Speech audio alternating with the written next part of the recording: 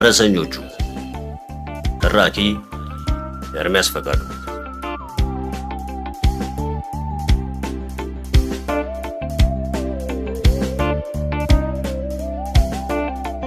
በጥንት ዘመን ከተራሮች ግርጌና ከለምለሙ ሸለቆ መካከል ፈረሰኛው የምትባል መንግስት ነበረች። የፈረሰኛው ህዝብ እንግዳ ተቀባይ ነበር። መሬቷም የተባረከች ነበረች። ነገር ግን አንድ የማይታይ እርግማን እንደ ጥላ ተከትሏቸው ነበር። የፈረሰኛው ህዝብ የሚጠጣው ከሌቶ ከሚባል የመርሳት ወንዝ ነበር። የወንዙ ውሃ ጥርት ያለና ጣፋጭ ነበር።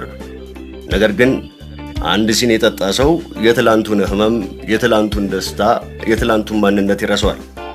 አባቶቻቸው እነማን እንደነበሩ፣ ምን አይነት ጀግንነት እንደሰሩ፣ ምን አይነት ስህተት እንደፈጸሙ አያስታውሱም።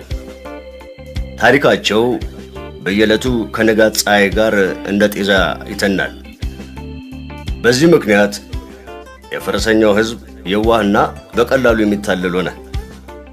ማንነታቸውን ስለማያውቁ ማንኛውም መጤ የእነሱን ታሪክ ሊጽፍላቸው፣ የእነሱን ማንነት ሊሰጣቸው ይሞክር ነበር። እናንተ ከዚህኛው ወገን ናችሁ፣ እነዚያ ጠላቶቻችሁ ናቸው ሲባሉ ያምናሉ። ጀግኖቻችሁ እነዚህ ናቸው ሲባሉ ይሰግዳሉ።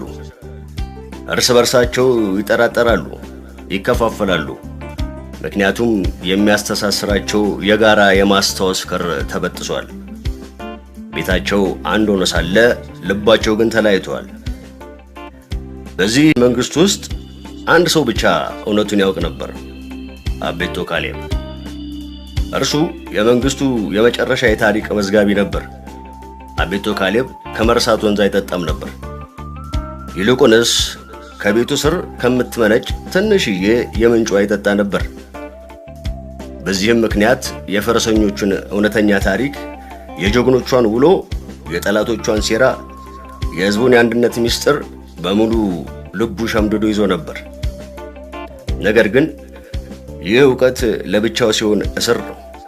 በየቀኑ የፈረሱ የጀግኖችን ሐውልት ሲመለከት ልቡ ይደማል። ወጣቶች የራሳቸውን ታሪክ ትተው የባዕድን ተረት ሲያደንቁ ሲያይ ነፍሱ ትሰቃያለች። ሊነግራቸው ይሞክራል።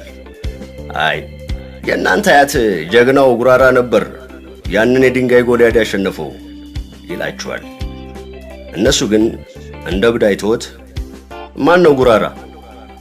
እኛ የምናውቀው ንጉሥ ዞማን ብቻ ነው ብለውት ይሄዳሉ። አቤቶ ካሌብ በብቸኝነቱ ጎጆ ውስጥ ሆኖ በብራና ላይ የፈረሰኞችን ታሪክ ይጽፋል። አንዳንዱ ፊደል በእንባ የራሰ ነበር። ታሪክ የሌለው ህዝብ ስር እንደሌለው ዛፍ ነው፣ በትንሽ ነፋስ ይወድቃል እያለ በሹክሹክታ ያወራል። የመርሳት እርግማን ከውጭ የመጣ ጠላት ሳይሆን ከውስጥ የሚበላ ካንሰር እንደሆነ ተረቱታል። የህዝቡን አካል ሳይሆን ነፍሱን የገደለ በሽታ መሆኑን ያውቃል። አንድ ምሽት አቤቶ ካሌብ ተስፋ ሊቆርጥ ሲል ድንገት በሩ